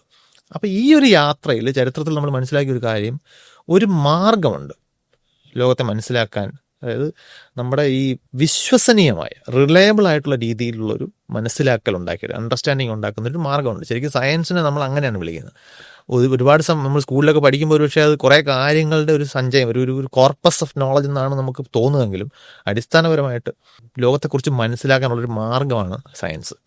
ആ മാർഗത്തിൻ്റെ പ്രത്യേകത അതിപ്പോൾ അതെപ്പോഴും ചോദ്യം ചെയ്യലിന് വിധേയമാക്കപ്പെടണം എന്നാണ്. പിന്നെ അത് എല്ലാവർക്കും ഒരുപോലെ ബോധ്യപ്പെടാവുന്ന തെളിവുകളുടെ അടിസ്ഥാനത്തിലായിരിക്കണം നമ്മൾ അറിവുണ്ടാക്കേണ്ടത്. ഇപ്പോൾ ചന്ദ്രനിലൊരു കുറച്ച് പേര് ജീവിക്കുന്നുണ്ടെന്ന് വെച്ചോളൂ. സൂര്യൻ ഉദിക്കുന്ന അവരവിടെ കാണില്ല, നമ്മൾ കാണുന്ന പോലെ കാണില്ല. അപ്പോൾ സൂര്യൻ കിഴക്കുദിക്കുന്നു എന്ന് പറയുന്നത് ഭൂമിയിൽ നിന്ന് നോക്കുമ്പോൾ തോന്നുന്നൊരു തോന്നൽ മാത്രമാണെന്നും എല്ലാവർക്കും ഒരുപോലെ അനുഭവപ്പെടണമെന്നില്ല എന്നാണ് എൻ്റെ അർത്ഥം. നമ്മൾ ഭൂമിയിൽ വെളിയിൽ മനുഷ്യർ ജീവിച്ചിട്ടില്ലാത്തതുകൊണ്ട് അതൊരു അനുഭവം എന്ന രീതിയിൽ നമുക്ക് താരതമ്യം സാധ്യമല്ലെങ്കിലും ഞാൻ പറഞ്ഞു വരുന്നത്, എല്ലാവർക്കും ഒരുപോലെ ബോധ്യപ്പെടാവുന്ന, എല്ലായിടത്തും ഒരുപോലെ അനുഭവപ്പെടുന്ന കാര്യങ്ങൾ, യൂണിവേഴ്സലായിട്ടുള്ള, ഇപ്പോൾ ഒരേ സാഹചര്യം പിന്നെയും നമ്മൾ റിപ്പീറ്റ് ചെയ്താൽ ഒരേ ഫലം റിപ്പീറ്റബിളായിട്ട് നടക്കുന്നത്, ഇങ്ങനെ കുറേ പ്രത്യേകതകളുണ്ട് സയൻറ്റിഫിക് ആയിട്ടുള്ള കാര്യങ്ങൾക്ക്. ഇതിൻ്റെ ഇപ്പോൾ അതിൽ ആദ്യം നമ്മൾ ഒരു സംശയം മുമ്പിൽ വന്നാൽ നേരെ നമ്മൾ ഉത്തരത്തിലേക്ക് ചാടി വീഴുകയല്ല ചെയ്യുന്നത്. നമ്മൾ ആദ്യം ഉണ്ടാക്കുന്ന ഹൈപ്പോത്തസിസ് ആണ്, എന്തൊക്കെയായിരിക്കാം ഇതിന് കാരണം. എന്നിട്ട് ആ കാരണങ്ങളെ നമ്മൾ ടെസ്റ്റ് ചെയ്യുന്നു. കാരണങ്ങളുടെ അടിസ്ഥാനത്തിൽ നമ്മളൊരു പ്രവചനം ഉണ്ടാക്കിയിട്ട് അത് അങ്ങനെ തന്നെ നടക്കുന്നുണ്ടോ എന്ന് പരീക്ഷിച്ച് നോക്കാം. കൂടുതൽ നിരീക്ഷണങ്ങളിലൂടെ അത് ആവർത്തിക്കപ്പെടുന്നുണ്ടോ എന്ന് നോക്കാം. അപ്പോൾ ഇതിനാണ് ഹൈപ്പോത്തസിസ് ടെസ്റ്റിംഗ് എന്നാണ് ഔപചാരിക ഭാഷയിൽ വിളിക്കുന്നത്. അത് കഴിഞ്ഞിട്ട് നമ്മളൊരു ഉത്തരത്തിൽ എത്തിച്ചേരും. വിജയിക്കുന്ന ഹൈപ്പോത്തസിസ് ആയിരിക്കും നമ്മുടെ ഉത്തരം. പക്ഷേ അവിടെയും പ്രോസസ്സ് അവസാനിപ്പിക്കുന്നില്ല. അതിനെക്കുറിച്ച് പിന്നെയും നിരീക്ഷിച്ചുകൊണ്ടിരിക്കുക, ചോദ്യങ്ങൾ ഉണ്ടാക്കിക്കൊണ്ടിരിക്കുക, അത് പിന്നെയും പരീക്ഷണ വിധേയമാക്കിക്കൊണ്ടിരിക്കുക. ഇങ്ങനെ ഒരു ഇവോൾവിങ് പ്രോസസ്സാണ്. ഒരു ഉത്തരവും അവസാനമല്ല. പിന്നെ അതിനെക്കുറിച്ച് ചോദ്യങ്ങളുണ്ടാകും. ചരിത്രം നോക്കിക്കഴിഞ്ഞാൽ നമ്മൾ അങ്ങനെ ഒരു ചോദ്യം സെറ്റിൽ ചെയ്തു എന്ന് കരുതിയ പല ചോദ്യങ്ങളും പിന്നെയും റീപോസ്റ്റ്മോർട്ടം ചെയ്തു എന്നൊക്കെ പറഞ്ഞാൽ പിന്നെ അത് പുറത്തിട്ടിട്ട് പുതിയ അറിവുകൾ നമ്മൾ ഉണ്ടാക്കിയെടുത്തിട്ടുണ്ട്. അപ്പോൾ ഇവിടെയെല്ലാം നമ്മൾ കാണുന്നത് ലോകത്തെക്കുറിച്ച് മനുഷ്യൻ മനസ്സിലാക്കാൻ ഉപയോഗിച്ചിരിക്കുന്ന മറ്റ് മാർഗങ്ങളെയൊക്കെ ഇത് കവച്ചു വെക്കുന്നതിന് പിന്നിൽ നമ്മുടെ ചില ലിമിറ്റേഷൻസിനെ ഇത് മറികടക്കുന്നുണ്ടെന്നുള്ളതാണ്. മനുഷ്യൻ ലോകത്തെ മനസ്സിലാക്കുന്നത് ഏതൊരു ജീവിയും ലോകത്തെ മനസ്സിലാക്കാൻ ശ്രമിക്കുന്ന പോലെ തന്നെയാണ്. എന്താണ് എൻ്റെ അടിസ്ഥാനപരമായിട്ട് ആവശ്യം? സർവൈവ് ചെയ്യുക, അതിജീവിക്കുക. അതായത് നമുക്ക് ചുറ്റുമുള്ള ചുറ്റുപാടുകളിൽ ഓരോന്നും പരസ്പരം എങ്ങനെ ബന്ധപ്പെട്ടിരിക്കുന്നു, ആ ബന്ധം എങ്ങനെയാണ് പ്രവർത്തിക്കുന്നത്, ഇതിനെ മനസ്സിലാക്കി നമുക്ക് ഗുണകരമായിട്ടുള്ള കാര്യങ്ങൾക്ക് നേരെ പോവുക, നമുക്ക് ഭീഷണിയാകാവുന്ന കാര്യങ്ങളിൽ നിന്ന് മാറി നിൽക്കുക, അത് ത്രെറ്റ്സിന് ഒഴിവാക്കുക, റിസോഴ്സസ് തേടി പോവുക. ഇതാണ് അടിസ്ഥാനപരമായിട്ട് മനുഷ്യനും ചെയ്യുന്നത്. പക്ഷെ മനുഷ്യൻ്റെ മസ്തിഷ്കം കൂടുതൽ സങ്കീർണമായതുകൊണ്ട് കൂടുതൽ സങ്കീർണമായ തലത്തിൽ ഈ കാര്യങ്ങളെ മനസ്സിലാക്കാനുള്ള കഴിവുണ്ട്. അപ്പം നമ്മൾ അതനുസരിച്ചിട്ടാണ് നമ്മുടെ ജീവിതത്തിൻ്റെ നല്ല ഗുണപരമായിട്ടുള്ള കാര്യങ്ങളെ എൻഹാൻസ് ചെയ്യുന്നതും നമുക്കുണ്ടാകാൻ സാധ്യതയുള്ള അപകടങ്ങളെ നമ്മൾ ഒഴിവാക്കാൻ ശ്രമിക്കുന്നത്. അടിസ്ഥാനപരമായിട്ട് ഇത് തന്നെയാണ് ചെയ്യുന്നത് എങ്കിൽ പോലും നമ്മളുടെ മസ്തിഷ്കത്തിന് ഒരു പ്രത്യേകത ഉണ്ട്. അത് ഊർജ്ജം എപ്പോഴും കുറച്ച് ഉപയോഗിക്കാനാണ് നോക്കുക. ഇന്നത്തെ പോലെ സുഭിക്ഷമായിട്ട് ആഹാരം കഴിക്കാവുന്ന ഒരു സാഹചര്യത്തിലായിരുന്നില്ല മനുഷ്യരുണ്ടായത്. അപ്പോൾ മസ്തിഷ്കം ഇങ്ങനെ സയൻറ്റിഫിക് മെത്തേഡ് പോലെ എല്ലാ തെളിവുകളും നോക്കി യൂണിവേഴ്സലാണോ റിപ്പീറ്റബിൾ ആണോ ഒന്നും പരിശോധിച്ചിട്ടല്ല തീരുമാനത്തിലെത്തുന്നത്. വളരെ പെട്ടെന്ന് തീരുമാനത്തിലെത്തുക എന്നുള്ളതാണ്. ഇത് തന്നെയാണ് ഏതൊരു സയൻറ്റിസ്റ്റും ജീവിതത്തിൻ്റെ ഭൂരിഭാഗം സമയങ്ങളിലും ചെയ്യുന്നത്. കാരണം ഇങ്ങനെയല്ല എന്നുണ്ടെങ്കിൽ നിങ്ങൾക്ക് ഭയങ്കരമായിട്ടുള്ള അധ്വാനവും മാനസിക അധ്വാനവും ഊർജ്ജ ചെലവും ഉണ്ട്. അപ്പോൾ നമ്മൾ റോഡ് ക്രോസ് ചെയ്യാൻ നിൽക്കുമ്പോഴത്തേക്കും സയൻറ്റിഫിക്കായിട്ട് ആലോചിച്ച് കഴിഞ്ഞാൽ ആ വരുന്ന വണ്ടിയുടെ വേഗം എത്രയാണ്, എനിക്ക് എത്ര വേഗത്തിൽ നടക്കാൻ പറ്റും, ഈ റോഡിന് എത്ര വീതിയുണ്ട്, ആ വണ്ടി ഇപ്പോൾ എത്ര ദൂരെയാണ്, ഇങ്ങനൊരു കാൽക്കുലേഷൻ നടത്തി ഞാൻ അവിടെ എത്തുന്നതിന് മുമ്പ് ഈ വണ്ടി ഇവിടെ എത്തുമോ, ഈ കാൽക്കുലേഷൻ്റെ റിസൾട്ടിൽ വേണം തീരുമാനം എടുക്കാൻ. പക്ഷേ ആരും ചെയ്യില്ല. എന്തുകൊണ്ടാണ്? അല്പസ്വല്പം എറർ വന്നാലും മാനേജബിൾ ആണ്. പക്ഷെ എല്ലായിടത്തും ആ എറർ ഒരുപോലെ മാനേജബിൾ അല്ല. ചിലപ്പോൾ ഇപ്പോൾ ഒരു ഹൈ സ്റ്റേക്ക് സിറ്റുവേഷനാണ്, എനിക്ക് കുറേ നാളായിട്ട് മാറാ തലവേദന നിൽക്കുന്നു, ഞാൻ എന്ത് ചികിത്സയ്ക്ക് പോകണം? ഞാനൊരു മന്ത്രവാദിയെ കൊണ്ട് എന്തെങ്കിലും ഒരു മന്ത്രം ജപിക്കണോ, അല്ലെങ്കിൽ ഏതെങ്കിലും ഒരു മോഡേൺ മെഡിസിൻ പ്രാക്ടീസ് ചെയ്യുന്ന ഒരു ഡോക്ടറെ കാണാൻ പോയി അവിടെ എന്തെങ്കിലും ഒരു സ്കാനിങ്ങോ ഒക്കെ ഉണ്ടെങ്കിൽ അതിന് വിധേയമാകണോ? ഈ ഡിസിഷൻ എൻ്റെ ഒരു ജീവൻ്റെ വിലയുള്ള ഡിസിഷനാണ്. അപ്പോൾ അതൊരു ഹൈ സ്റ്റേക്ക് സിറ്റുവേഷനാണ്. അത് ആലോചിച്ച് കണ്ട് ചെയ്യണം. ഇപ്പോൾ ഞാൻ പറയുന്നത് ജീവിതത്തിലെ എല്ലാ സ്ഥലങ്ങളിലും, ഇപ്പോൾ ഡാനിയൽ കാനിമൻ എന്ന് പറയുന്ന നോബൽ വിന്നർ ആയിട്ടുള്ള സൈക്കോളജിസ്റ്റ്, എക്കണോമിസ്റ്റിൻ്റെ ഒരു പുസ്തകമുണ്ട്, തിങ്കിങ് ഫാസ്റ്റ് ആൻഡ് സ്ലോ. അപ്പോൾ അദ്ദേഹം അതിനകത്ത് മനുഷ്യൻ്റെ ചിന്തയെ സിസ്റ്റം 1 എന്നും സിസ്റ്റം 2 എന്നും രണ്ടായിട്ടെടുത്തിരിക്കുന്നുണ്ട്. ഈ സിസ്റ്റം 1 തിങ്കിങ് ആണ് നമ്മളെപ്പോഴും ഉപയോഗിക്കുന്ന ഹ്യൂറിസ്റ്റിക് തിങ്കിങ്, പെട്ടെന്ന് നമുക്ക് തോന്നുന്ന. അതപ്പോൾ അതിന് നമ്മൾ ഉപയോഗിക്കുന്ന ചില കുറുക്ക് വഴികളുണ്ട്. എല്ലാവരും ശരിയെന്ന് പറയുന്നെങ്കിൽ അത് ശരിയായിരിക്കാനാണ് സാധ്യത. അതൊരു മാർഗ്ഗം. നെഗറ്റീവായിട്ട് തോന്നുന്ന കാര്യങ്ങൾ നമ്മുടെ മനസ്സിൽ കൂടുതൽ ഓർമ്മയിൽ നിൽക്കും. അപ്പോൾ നമ്മൾ ലോകത്തെക്കുറിച്ച് മനസ്സിലാക്കാൻ ശ്രമിക്കുമ്പോൾ നമ്മുടെ ഓർമ്മയിൽ നിൽക്കുന്ന കാര്യങ്ങളാണ് എണ്ണാൻ ശ്രമിക്കുന്നത്. നമ്മുടെ ഓർമ്മയിൽ പതിയാതെ പോയ കാര്യങ്ങൾ നമ്മൾ ചിലപ്പം അവഗണിക്കും. ഇതെല്ലാം നമ്മുടെ മസ്തിഷ്കം ഊർജ്ജം സേവ് ചെയ്യാൻ വേണ്ടി നടത്തുന്ന ശ്രമങ്ങളാണ്. ഇതിനെയാണ് പൊതുവിൽ കോഗ്നിറ്റീവ് ബയാസ് എന്ന് വിളിക്കുന്നത്. ഇതൊരു വലിയ പ്രശ്നമാണ് നമുക്ക്. അപ്പോൾ നമ്മൾ വളരെ പെട്ടെന്ന് നമ്മൾക്കിങ്ങനെ നൂറുകണക്കിന് കോഗ്നിറ്റീവ് ബയാസുകൾ നമുക്കുണ്ട്. അപ്പോൾ നമ്മൾ ഇപ്പോൾ ഒരു ഉദാഹരണം എടുത്ത് ഒരു കോയിൻ എടുത്ത് നമ്മൾ ടോസ് ചെയ്യുന്നു, നമുക്ക് ഹെഡ് കിട്ടി, പിന്നെയും ടോസ് ചെയ്യുന്നു, ഹെഡ് കിട്ടി, പിന്നെയും ടോസ് ചെയ്യുന്നു, ഹെഡ് കിട്ടി. ഒരിക്കൽ കൂടെ ടോസ് ചെയ്യുമ്പോൾ എൻ്റെ മനസ്സറിയാതെ പറയും ഇനി ടെയിലായിരിക്കും. എന്തുകൊണ്ടാണ്? ഇത്രയും തവണ ഹെഡ് കിട്ടിയ സ്ഥിതിക്ക് ഒരു ടെയിൽ തരേണ്ട ബാധ്യത ഈ കോയിനുണ്ട് എന്ന് ഞാൻ അറിയാതെ വിചാരിക്കും. കോയിൻ അങ്ങനെ ഒരു ബാധ്യതയില്ല. പിന്നെയും കോയിൻ ടോസ് ചെയ്താൽ ഹെഡ് വീഴാനുള്ള സാധ്യത 50-50 ആണ്. ഇതൊരു നാച്ചുറലായിട്ട് നമ്മൾ ചെന്ന് വീഴാൻ പോകുന്ന ഒരു കോഗ്നിറ്റീവ് ബയാസാണ്. ഇത്തരം ബയാസുകളെ ഒഴിവാക്കാനാണ് സയൻറ്റിഫിക് മെത്തേഡ് നമ്മളെ സഹായിക്കുന്നത്. ഈ സയൻറ്റിഫിക് മെത്തേഡ് മനസ്സിലാക്കി പരമാവധി നമ്മുടെ ഡിസിഷൻ മേക്കിങ്ങിൽ, ഡിസിഷൻ മേക്കിംഗ് എന്ന് പറയുന്ന ഒരു ഫോർമൽ വാക്കാണ്, ജഡ്ജ്മെൻറ്റ് ആൻഡ് ഡിസിഷൻ മേക്കിംഗ്. അത് നമ്മുടെ ബൗദ്ധികമായിട്ടുള്ള പ്രക്രിയകളെക്കുറിച്ച് സംസാരിക്കുമ്പോൾ നമ്മൾ സ്ഥിരം ഉപയോഗിക്കുന്ന 2 പ്രധാനപ്പെട്ട കീവേഡുകളാണ് ജഡ്ജ്മെൻറ്റ് ആൻഡ് ഡിസിഷൻ മേക്കിംഗ്. ചുറ്റുപാടുകളെ വിലയിരുത്തുക എന്ന് പറയുന്ന പ്രോസസ്സ്, അതിൻ്റെ അടിസ്ഥാനത്തിൽ തീരുമാനമെടുക്കുക എന്ന് പറയുന്ന പ്രോസസ്സ്. ഇത് എത്രത്തോളം സയൻറ്റിഫിക്കലി വാലിഡായിട്ട് ചെയ്യുന്നോ അത്രത്തോളം നമ്മുടെ തീരുമാനം ഒബ്ജക്റ്റീവ് ആയിരിക്കും, വസ്തുനിഷ്ഠമായിരിക്കും. ഇല്ലെങ്കിൽ നമ്മൾ നമ്മുടെ ഫീലിങ്സിൻ്റെ അടിസ്ഥാനത്തിൽ തീരുമാനം എടുക്കും. ഫീലിങ്സിൻ്റെ അടിസ്ഥാനത്തിൽ തീരുമാനം എടുക്കാവുന്ന സിറ്റുവേഷൻസ് ഉണ്ട്. ഉദാഹരണത്തിന് ഞാൻ ആരുടെ പാട്ട് കേൾക്കണം, ഇതെൻ്റെ ഫീലിങ്സിൻ്റെ അടിസ്ഥാനത്തിൽ തീരുമാനിക്കും. എന്തുകൊണ്ടാണ്? എൻ്റെ മസ്തിഷ്കം അതിനെങ്ങനെ പെർസീവ് ചെയ്യുന്നു, എൻ്റെ വ്യക്തിപരമായിട്ടുള്ള മസ്തിഷ്കം ഒരു ഒറ്റ മസ്തിഷ്കത്തിൻ്റെ തീരുമാനമാണ്. പക്ഷേ സൂര്യൻ ഉദിക്കുകയാണോ അതോ ഭൂമി സൂര്യന് ചുറ്റും പോകുന്നതാണോ, ഇത് എൻ്റെ മസ്തിഷ്കത്തിനനുസരിച്ച് മാറുന്നൊരു കാര്യമല്ല. അതിനൊരു ഒബ്ജക്റ്റീവ് ഐഡൻറ്റിറ്റി ഉണ്ട്. ഇപ്പോൾ ലോകത്തെ മുഴുവൻ മനുഷ്യരും ഭൂമി പരന്നതാണെന്ന് കരുതിയിരുന്നൊരു കാലമുണ്ട് ചരിത്രത്തിൽ. അന്നും ഭൂമി ഉരുണ്ടിട്ടായിരുന്നത്. കാരണം ഭൂമിയുടെ ഷേപ്പ് എന്ന് പറയുന്നതിന് മനുഷ്യൻ എങ്ങനെ അതിനെ കാണുന്നു എന്നോ എങ്ങനെ മനസ്സിലാക്കുന്നു എന്നോ ഡിപ്പെൻഡ് ചെയ്യാതെ ഇൻഡിപെൻഡൻ്റ് ആയിട്ടൊരു അസ്തിത്വമുണ്ട്. അതിനാണ് നമ്മൾ ഒബ്ജക്റ്റീവ് നോളജ് എന്ന് വിളിക്കുന്നത്. അതാണ് ലോകത്തെക്കുറിച്ചുള്ള അറിവ്. ഞാനും നിങ്ങളൊക്കെ ഒരേ ലോകത്താണ് ജീവിക്കുന്നതെന്നുണ്ടെങ്കിൽ ഈ ലോകത്തെ സംബന്ധിച്ച ഒരു അറിവ് എനിക്കും നിങ്ങൾക്കും ഒരുപോലെ ആയിരിക്കണം. അല്ലെങ്കിൽ നമ്മൾ ഒരു ലോകത്തല്ല ജീവിക്കുന്നതെന്ന് അർത്ഥം. അപ്പോൾ അതിൽ നമ്മൾ പരസ്പരം അംഗീകരിക്കുന്നുണ്ടെങ്കിൽ we share a common world എന്നാണെങ്കിൽ ആ ലോകത്തെക്കുറിച്ചുള്ള നമ്മുടെ അറിവും സമാനമാകാം, ഒന്ന് തന്നെ ആകണം. അതിന് സയൻസാണ് നമുക്കെന്നറിയാവുന്ന ഏറ്റവും നല്ല മാർഗം. അങ്ങനെ ജീവിതം മുന്നോട്ട് കൊണ്ടുപോകുമ്പോൾ നമ്മൾ എന്തിനാണ് ചേസ് ചെയ്യുന്നത്? അത് പ്ലഷറിനെയാണോ ഹാപ്പിനെസ്സിനെയാണോ? രണ്ടും തമ്മിലുള്ള വ്യത്യാസം എന്താണ്? രണ്ടും വേണമെന്നാണ് എനിക്ക് തോന്നുന്നത്. പക്ഷേ ഹാപ്പിനെസ് ആണ് സസ്റ്റൈനബിൾ എന്നാണ് നമ്മൾ പറയുന്നത്. ഹാപ്പിനെസ്സിനെയും പ്ലഷറിനെയും നമ്മൾ പൊതുവെ മലയാളത്തിൽ രണ്ടിനെയും ചിലപ്പോൾ സന്തോഷം എന്ന് വിളിക്കും. പക്ഷേ ഇംഗ്ലീഷിൽ ഈ 2 വാക്കിന് 2 അർത്ഥമാണുള്ളത്. പ്ലഷർ എന്ന് പറയുന്നത് നമുക്ക് ഇപ്പോൾ പെട്ടെന്നറിയാൻ മനസ്സിലാക്കാനുള്ള വ്യത്യാസം എന്ന് പറയുന്നത്, നിങ്ങൾക്ക് ഒരിക്കലും വസ്തുക്കളിൽ നിന്ന് ഹാപ്പിനെസ് കിട്ടില്ല. നിങ്ങൾക്ക് ഹാപ്പിനെസ് പ്ലഷറാണ് വസ്തുക്കളിൽ നിന്നും കിട്ടുന്നത്. ഇപ്പം മദ്യപിക്കുന്ന ആളിന് അതിൽ നിന്ന് കിട്ടുന്ന പ്ലഷറിനാണ് മദ്യപിക്കുന്നത്, ഹാപ്പിനെസ് അല്ല. ഹാപ്പിനെസ് പെട്ടെന്നുണ്ടാകുന്നതല്ല. ഹാപ്പിനെസ് നമ്മുടെ ശരീരത്തിനുണ്ടാകുന്ന നമുക്ക് അനുഭവിക്കുന്ന എല്ലാ വികാരങ്ങളും ശരീരം എക്സിക്യൂട്ട് ചെയ്യുന്നത് ചില ഹോർമോണുകളുടെയും ഒക്കെ രൂപത്തിലാണ്. നമ്മുടെ മസ്തിഷ്കത്തിലെ ന്യൂറോണുകൾ തമ്മിൽ കമ്മ്യൂണിക്കേറ്റ് ചെയ്യുന്ന, ഒരിക്കലും ന്യൂറോണുകൾക്കുള്ളിലൂടെ സന്ദേശം കടന്നു പോകുന്നത് വൈദ്യുത സിഗ്നലുകളായിട്ടാണെങ്കിലും എപ്പോഴും ന്യൂറോണുകൾ തമ്മിൽ ടച്ച് ചെയ്യാതെ അവർക്കിടയിൽ ഒരു വിടവുണ്ട്. നമ്മൾ സിനാപ്സ് എന്നാണ് വിളിക്കുന്നത്. സിനാപ്റ്റിക് വിടവ്, സിനാപ്റ്റിക് ക്ലെഫ്റ്റ് എന്ന് വിളിക്കുക. അപ്പോൾ ഈ സിനാപ്റ്റിക് വിടവുകൾക്കിടയിലൂടെ ഇലക്ട്രിക് സിഗ്നൽ പോവില്ല, അവിടെ കെമിക്കൽ സിഗ്നൽസാണ് പോകുന്നത്. ആ സിഗ്നൽസിനെയാണ് ആ കെമിക്കൽ മെസ്സഞ്ചേഴ്സിനെയാണ് നമ്മൾ പൊതുവെ ന്യൂറോ ട്രാൻസ്മിറ്റേഴ്സ് എന്ന് വിളിക്കുന്നത്. ഈ ന്യൂറോ ട്രാൻസ്മിറ്റർ ഏതാണെന്നുള്ള അനുസരിച്ചിട്ടാണ് അത് ഉണ്ടാക്കാൻ പോകുന്ന വികാരമൊക്കെ മാറും. ഇപ്പോൾ അതിനകത്ത് ഏറ്റവും നൊട്ടോറിയസും പോപ്പുലറുമായിട്ടുള്ളത് ഡോപ്പമൈൻ എന്ന് പറയുന്ന ന്യൂറോ ട്രാൻസ്മിറ്ററാണ്. അതാണ് ഈ റിവാർഡ് സെൻറ്റേഴ്സ് എന്ന് പറയുന്നത്, ബ്രെയിനിലെ റിവാർഡ് സെൻറ്റേഴ്സിനെ ചലിപ്പിക്കുന്നത്. ഡോപ്പമീനാണ്.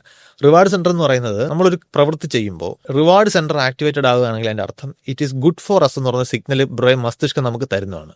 അപ്പോൾ അത് റിപ്പീറ്റ് ചെയ്യണം.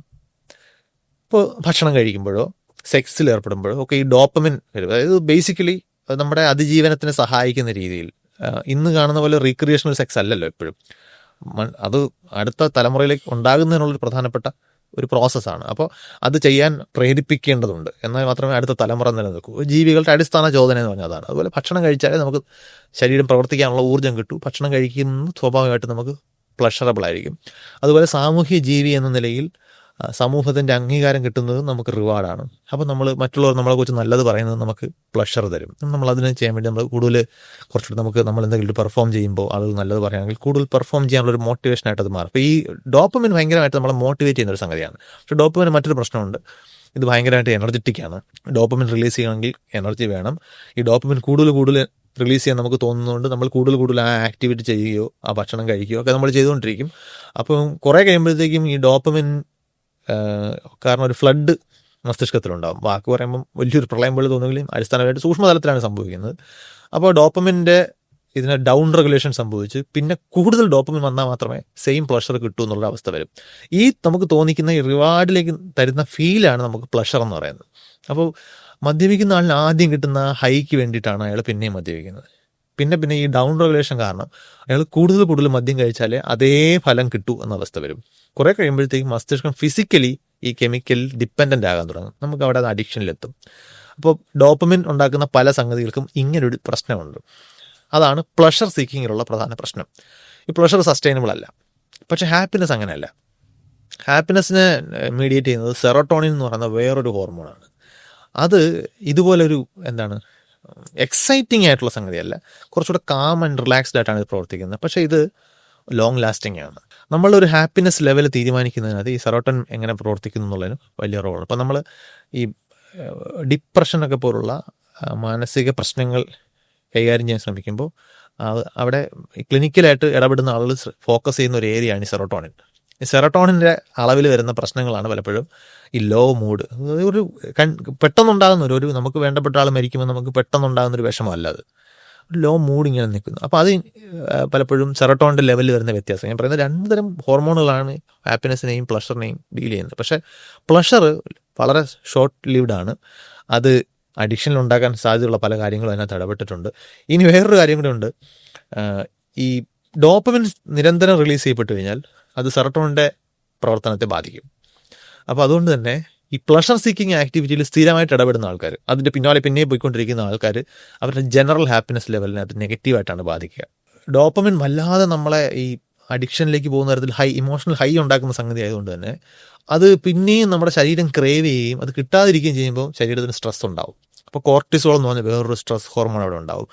അത് ആണ് പലപ്പോഴും ഈ മദ്യപാനികളായിട്ടുള്ള ആളുകൾക്ക് മദ്യം കിട്ടാതെ വരുമ്പോൾ ഉണ്ടാകുന്ന ബുദ്ധിമുട്ട്, നമ്മൾ വിത്ഡ്രോവൽ സിംറ്റം എന്ന് വിളിക്കുന്ന സംഗതി. അപ്പോൾ എന്നോട് ചോദിച്ചാൽ ഇങ്ങനെയുള്ള കുറേ കാര്യങ്ങൾ മനസ്സിലാക്കിയ സ്ഥിതിക്ക് എനിക്ക് തോന്നുന്നത് പ്ലഷർ സീക്കിങ്ങിനേക്കാൾ നല്ലത് ഹാപ്പിനെസ് സീക്കിംഗ് ആണ് ജീവിതത്തിന് നല്ലത്. അത് പക്ഷേ നമുക്ക് ഒരു അച്ചീവ്മെൻറ്റ് ഫീൽ തരിക, നല്ല സോഷ്യൽ കണക്ഷൻസ് ഉണ്ടാവുക, ഇതൊക്കെ സെറോട്ടോണിൻ ബൂസ്റ്റ് ചെയ്യുന്ന സംഗതികളാണ്. അപ്പോൾ നല്ല സാമൂഹിക ബന്ധങ്ങളൊക്കെ ഉണ്ടാക്കുക. മറ്റു നോക്കുക, അഡിക്ഷനിലേക്ക് പോകുന്ന സിറ്റുവേഷനിൽ ആളുകളിൽ നമുക്ക് കാണാവുന്ന പ്രധാനപ്പെട്ട പ്രശ്നം അവർ ഐസൊലേഷനിലേക്ക് പോകും, അവർ സോഷ്യൽ കണക്ഷൻസ് മെയിൻറ്റെയിൻ ചെയ്യാൻ പറ്റാതെ വരും, അവർ ഫുൾ ടൈം ഈ പ്ലഷറിൻ്റെ പിറകിലായിരിക്കും അഡിക്ഷൻ വരുമ്പോൾ.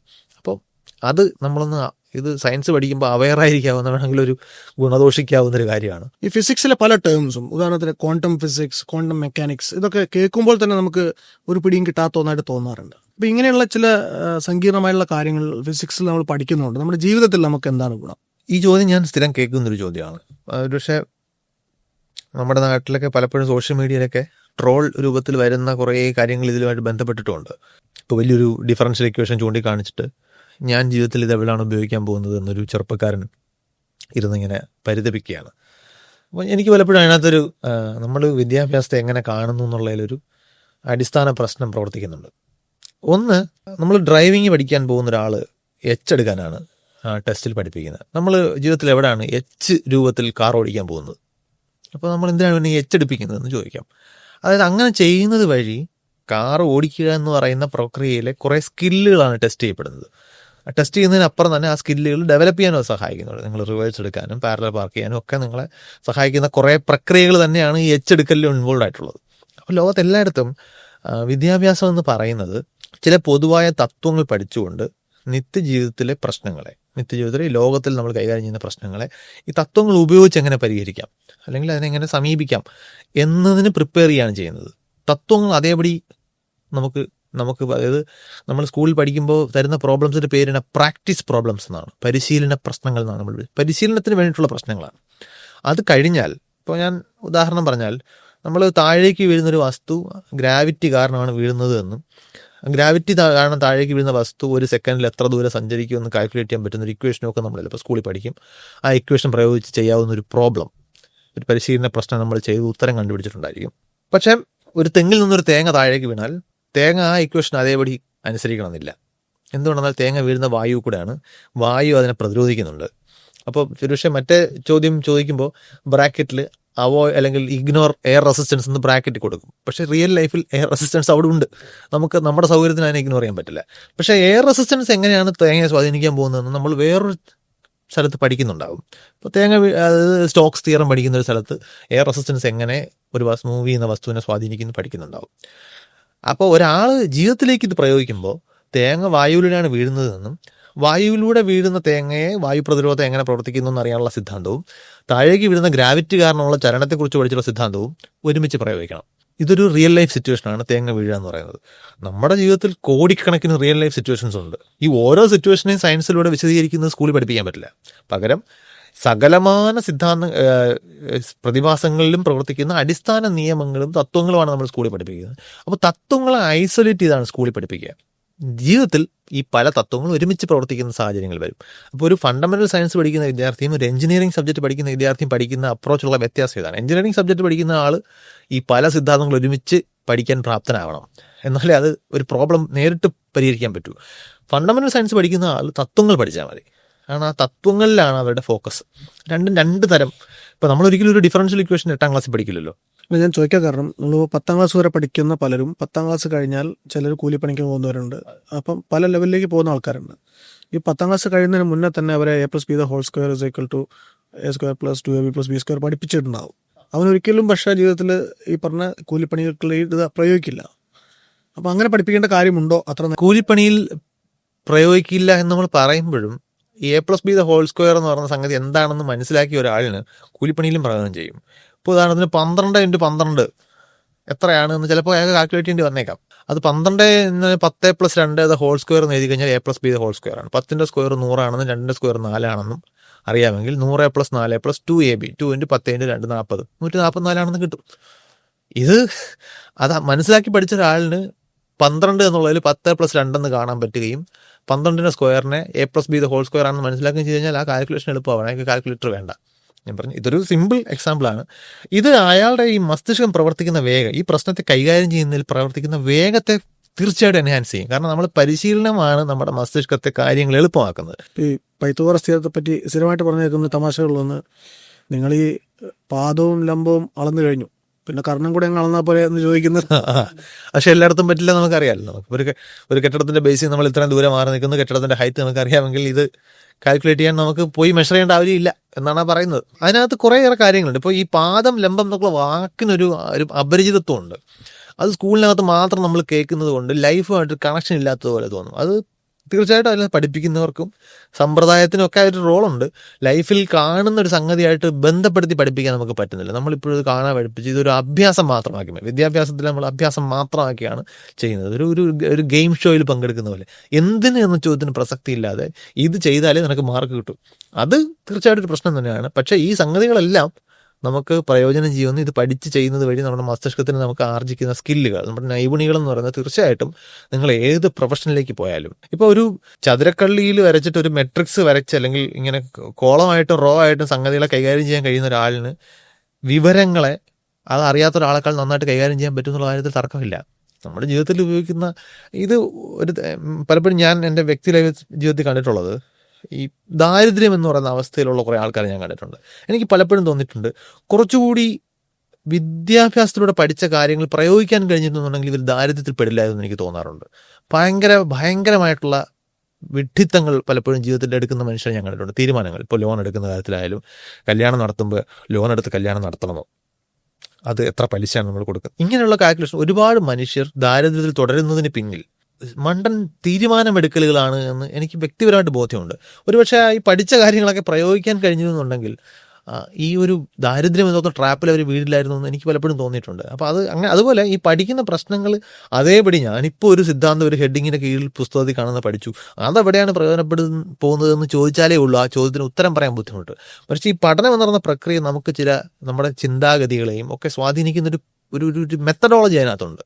അത് നമ്മൾ ഉൾക്കൊള്ളുകയാണെന്നുണ്ടെങ്കിൽ തീർച്ചയായിട്ടും അത് പ്രയോജനം ചെയ്യാൻ തന്നെയാണ് പോകുന്നത് എവിടെ പോയാലും. ഒരു അധ്യാപകൻ എന്ന നിലയ്ക്ക് കുട്ടികൾക്കിടയിലും അതുപോലെ പൊതുസമൂഹത്തിലും ശാസ്ത്രത്തെക്കുറിച്ച് ഇന്ന് നിലവിലുള്ള ഏറ്റവും വലിയ തെറ്റിദ്ധാരണ എന്താണ്? ഏറ്റവും വലിയ തെറ്റിദ്ധാരണ ശാസ്ത്രത്തെ ആൾക്കാർ ടെക്നോളജിയാണെന്ന് തെറ്റിദ്ധരിക്കുന്നു എന്നുള്ളതാണ്. ടെക്നോളജിയും ബേസിക് സയൻസും വേറെ വേറെ കാര്യങ്ങളാണ്. ബേസിക് സയൻസ് ലോകത്തെക്കുറിച്ചുള്ള അറിവാണ്. ടെക്നോളജി എന്ന് പറയുന്ന അറിവിൻ്റെ പ്രയോഗമാണ്. അപ്പോൾ നമ്മളൊരു സാധാരണ വെട്ടുകത്തിയും തയ്യൽ സൂചിയൊക്കെ ടെക്നോളജികൾ തന്നെയാണ്. അത് തയ്യൽ സൂചി എന്തുകൊണ്ടാണ് ആ പർപ്പസിന് ഉപയോഗിക്കാൻ പറ്റുന്നത്, അല്ലെങ്കിൽ വെട്ടുകത്തി എന്തുകൊണ്ടാണ് തയ്യൽ സൂചിയുടെ പർപ്പസിന് ഉപയോഗിക്കാൻ പറ്റാത്തത്, ഇതിന് പിന്നിൽ കൃത്യമായ ഒരു ശാസ്ത്ര തത്വമുണ്ട്. അപ്പോൾ ആ തത്വത്തിൻ്റെ പ്രയോഗമാണ് അവിടെ നടക്കുന്നത്. അപ്പോൾ നമുക്ക് പൊതുവെ ടെക്നോളജി എന്ന് പറയുമ്പോഴത്തേക്ക് ഒരു മോസ്റ്റ് മോഡേൺ മൊബൈൽ ഫോണോ മൈക്രോഫോണോ ഒക്കെയാണ് ഓർമ്മ വരുന്നെങ്കിലും ഒരു തത്വം പ്രയോഗിക്കപ്പെടുന്ന സ്ഥലത്തെല്ലാം ടെക്നോളജി തന്നെയാണ് ഉള്ളത്. പക്ഷേ പലപ്പോഴും ആളുകൾ, ഇപ്പം ഞാൻ പലപ്പോഴും മാധ്യമങ്ങളിൽ പോലും ടെക്നോളജിക്കലായിട്ടുള്ള കാര്യങ്ങളെ ശാസ്ത്ര വാർത്തയുടെ ഹെഡിങ്ങിൽ എഴുതുന്നത് ഞാൻ കണ്ടിട്ടുണ്ട്. ശാസ്ത്ര വാർത്തയുടെ ഹെഡിങ്ങിൽ വരേണ്ടതല്ല, അത് സാങ്കേതികതയുടെ ഹെഡിങ്ങിൽ വരേണ്ട കാര്യങ്ങളാണ്. ഈ ഒരു തെറ്റിദ്ധാരണ മാറ്റേണ്ടതുണ്ട്. അതുപോലെ സയൻസ് എന്ന് പറയുന്നത് അറിവ് എന്ന് പറയുമ്പോഴും അത് കുറച്ചുകൂടി സ്ട്രിക്റ്റ് ആയിട്ട് പറഞ്ഞു കഴിഞ്ഞാൽ അറിവല്ല, അറിവ് കണ്ടെത്താനുള്ള മാർഗ്ഗമാണ്. ഇപ്പോൾ ഫിസിക്സും കെമിസ്ട്രിയും സ്കൂളിൽ നമ്മൾ സയൻസ് എന്ന് പറഞ്ഞാൽ പഠിക്കാം, സയൻസ് സബ്ജക്റ്റ് എന്ന് പറഞ്ഞാണ് പഠിക്കുന്നത്. ഇപ്പോൾ ഫിസിക്സും കെമിസ്ട്രിയും ബയോളജിയും സയൻസ് ആണെങ്കിൽ ഫിസിക്സിലും കെമിസ്ട്രിയിലും ബയോളജിയിലും ഒക്കെ കോമൺ ആയിട്ടുള്ളതായിരിക്കണമല്ലോ സയൻസ്. എന്താണ് കോമൺ ആയിട്ട് ഈ 3 വിഷയങ്ങളിൽ നമ്മൾ പഠിക്കുന്നത്? അത് അതാത് വിഷയങ്ങളിൽ നമ്മൾ പഠിക്കുന്ന അറിവ് ഉണ്ടാക്കാൻ ഉപയോഗിച്ച മാർഗ്ഗമാണ്. അപ്പോൾ ആ സോഷ്യൽ സയൻസ് എന്നാണ് നമ്മൾ ഉപയോഗിക്കുന്നത്. അത് നമ്മൾ ഇതേ മാർഗ്ഗത്തിലൂടെ കണ്ടെത്തുന്നത്. പക്ഷേ അതിൻ്റെ ഇഫക്റ്റീവ്നെസ്സിൽ വ്യത്യാസം ഉണ്ടാകാമെന്നേ ഉള്ളൂ. സോഷ്യൽ സയൻസിൽ നമ്മൾ കൈകാര്യം ചെയ്യുന്ന പ്രശ്നങ്ങൾ കൂടുതൽ സങ്കീർണമായതുകൊണ്ട് ഫിസിക്സിലോ കെമിസ്ട്രിയിലോ കിട്ടുന്ന പോലെ കണിശമായിട്ടുള്ളൊരു ഉത്തരം നമുക്ക് പല ചോദ്യങ്ങൾക്കും ഉണ്ടാവണമെന്നില്ല. പക്ഷേ മെത്തേഡ് സെയിമാണ്. ഇപ്പോൾ സയൻസ് എന്ന് പറയുന്നത് ആക്ച്വലി അറിവുണ്ടാക്കാനുള്ളൊരു മാർഗ്ഗമാണ്. അത് മനുഷ്യൻ്റെ 10,000-കണക്കിന് വർഷത്തെ ചരിത്രത്തിൽ സിവിലൈസ്ഡ് ആയിട്ടുള്ള നാഗരിക മനുഷ്യൻ്റെ ചരിത്രം നമ്മൾ നോക്കിക്കഴിഞ്ഞാൽ കഷ്ടിച്ച് 400-450 വർഷമേ ഉള്ളൂ ഈ സയൻറ്റിഫിക് മെത്തേഡിനെ നമ്മൾ തിരിച്ചറിഞ്ഞതിൻ്റെ പഴക്കം. അതിനു മുമ്പ് നമ്മൾ പല കാര്യങ്ങളും സയൻസ് വരുന്നതിന് മുമ്പേ മനസ്സിലാക്കിയിട്ടുണ്ട്, ശരിയായിട്ടുള്ള ഒബ്ജക്റ്റീവായിട്ടുള്ള അറിവാണ്. പക്ഷേ സയൻറ്റിഫിക് മെത്തേഡ് എന്നൊരു സംഗതി നമ്മൾ തിരിച്ചറിഞ്ഞതോടുകൂടി ഈ നമ്മൾ ലോകത്തെ മനസ്സിലാക്കുന്നതിൻ്റെ വേഗത്തിൽ വന്ന മാറ്റം ഭയങ്കരമായിട്ട് നമ്മൾ ഞെട്ടിക്കുന്ന വേഗത്തിലാണ് മാറിയിട്ടുള്ളത്. അത് തന്നെയാണ് അതിൻ്റെ തെളിവ്. ശാസ്ത്രീയമായിട്ട് ചിന്തിച്ചാൽ ഒരുപക്ഷെ വളരെ എളുപ്പം പരിഹാരം ഉണ്ടാകുന്ന പല പ്രശ്നങ്ങളും നമുക്ക് ചുറ്റും നമ്മൾ കാണാറുണ്ട്. അപ്പോൾ അങ്ങനെയുള്ള ഏതെങ്കിലും ഒരു പ്രശ്നത്തെക്കുറിച്ച് ഒന്ന് പറയാമോ? എനിക്ക് തോന്നിയിട്ടുള്ളത് ആരോഗ്യം തന്നെയാണ്. നമ്മൾ ഒരുപാട് ആളുകൾ അറിവില്ലായ്മ കൊണ്ട് മാത്രം ജീവൻ പോലും പോകാവുന്ന തരത്തിലുള്ള റിസ്കി ആയിട്ടുള്ള കാര്യങ്ങൾ അവരുടെ ജീവിതത്തിൽ ചെയ്യുന്നുണ്ട്. ഇപ്പോൾ ഒരു ഉദാഹരണം പറഞ്ഞാൽ, ബൾക്കായിട്ട് പാവയ്ക്ക് ജ്യൂസ് അടിച്ച് കുടിച്ചാൽ ഷുഗർ വരില്ല എന്ന് വിശ്വസിച്ച് അത് ചെയ്യുന്ന ഒരുപാട് പേരുണ്ട്. പ്രത്യേകിച്ച് നമ്മളിപ്പോൾ ആ തിരുവനന്തപുരം നഗരത്തിൽ ആളുകൾ സ്ഥിരം ജോഗിങ്ങിനൊക്കെ വരുന്ന സ്ഥലമാണല്ലോ മ്യൂസിയം കോംപ്ലക്സ് എന്ന് പറയുന്നത്. മ്യൂസിയത്തിൻ്റെ ആ കോമ്പൗണ്ടിൽ ചെന്ന് കഴിഞ്ഞാൽ ഫ്രണ്ടിൽ രാവിലെ വളരെ തകൃതിയായിട്ട് ഇങ്ങനെയുള്ള ABC ജ്യൂസ് എന്നൊക്കെ പറഞ്ഞ ഒരുപാട് ഇതിൻ്റെ പ്രശ്നം എന്ന് പറഞ്ഞാൽ, നേരത്തെ പറഞ്ഞാൽ നമ്മൾ തുടക്കത്തിൽ ഉദാഹരണമായിട്ട് പറഞ്ഞാൽ പ്രകൃതിയിൽ നിന്ന് കിട്ടുന്ന എല്ലാം സേഫ് ആണെന്നൊരു ധാരണ നമുക്കുണ്ട്. പാവയ്ക്കയിൽ കയ്പുണ്ടാക്കുന്നത് ഒരു ടോക്സിക് ആയിട്ടുള്ള രാസവസ്തുവാണ്. നമ്മൾ സാധാരണ രീതിയിലൊരു കറി വയ്ക്കുമ്പോൾ പാവയ്ക്ക ഉപയോഗിക്കുമ്പോൾ വളരെ ചെറിയ അളവിലാണ് ഉപയോഗിക്കുന്നത്. അപ്പോൾ അതുകൊണ്ട് എപ്പോഴും ഡോസ് മേക്സ് ദ പോയ്സൺ എന്നാണ്. ആ ടോക്സിക് പാവയ്ക്കയിൽ നമുക്ക് ഗുണമുള്ള കാര്യങ്ങൾ ഒരുപാടുണ്ട്. പക്ഷെ താരതമ്യേന നമ്മളൊരു കറി വയ്ക്കുമ്പോൾ, വീട്ടിലെ ഒരു പാചകത്തിന് നമ്മൾ പാവയ്ക്ക വെച്ചൊരു കറി ഉണ്ടാക്കുമ്പോൾ ഈ ടോക്സിക് ആയിട്ടുള്ള സംഗതി വളരെ കുറച്ചേ ഉണ്ടാവുള്ളൂ. അപ്പോൾ അതങ്ങ് ശരീരം അങ്ങ് പ്രോസസ്സ് ചെയ്തോളും. കിഡ്നിക്ക് അറിയാം അതെങ്ങനെ ഡീൽ ചെയ്യണമെന്ന്. പക്ഷേ ഇത് ബൾക്കായിട്ട് ഈ വലിയ അളവിൽ ജ്യൂസ് അടിച്ച് കുടിക്കുമ്പോൾ അതല്ല സംഭവിക്കാൻ പോകുന്നത്. അത് ഷുവറായിട്ടും നമ്മുടെ കിഡ്നിക്കും ഒക്കെ വലിയ ഡാമേജ് ഉണ്ടാക്കാൻ സാധ്യതയുള്ള കാര്യങ്ങളാണ്. ഇപ്പോൾ കിഡ്നി, ലിവർ, പക്ഷേ നമ്മളെ വയറ്റിലേക്ക് എടുക്കുന്ന, നമ്മൾ വായിലൂടെ അകത്തേക്ക് എടുക്കുന്ന സംഗതികൾ ഏറ്റവും കൂടുതൽ പണി കൊടുക്കാൻ പോകുന്നത് കിഡ്നിക്കും ലിവറിനുമാണ്. അപ്പോൾ അവർ രണ്ടുപേരാണ് ഈ ഭാരം മുഴുവൻ വഹിക്കുന്നത്. അപ്പോൾ നമ്മളൊരു കിഡ്നി ഡോക്ടറോടോ ലിവർ ഡോക്ടറോടോ ചോദിച്ചാൽ അറിയാം, പച്ചമരുന്ന് എന്നുള്ള സംഗതി പല പർപ്പസിന് വേണ്ടിയിട്ട് അരച്ച് കലക്കി സമൂലമൊക്കെ കുടിച്ചിട്ട് കിഡ്നി ഡാമേജായി ട്രാൻസ്പ്ലാന്റേഷൻ വരെ പോകുന്ന ഒരുപാട് കേസസ് സൈലൻ്റായിട്ട് നമ്മുടെ നാട്ടിൽ തന്നെ നടക്കുന്നുണ്ട്. എന്തുകൊണ്ടെന്ന് പറഞ്ഞാൽ ആരോഗ്യത്തെക്കുറിച്ചോ ഭക്ഷണത്തെക്കുറിച്ചോ ഒന്നും ശാസ്ത്രീയമായിട്ടുള്ളൊരു അവബോധം ഇല്ല.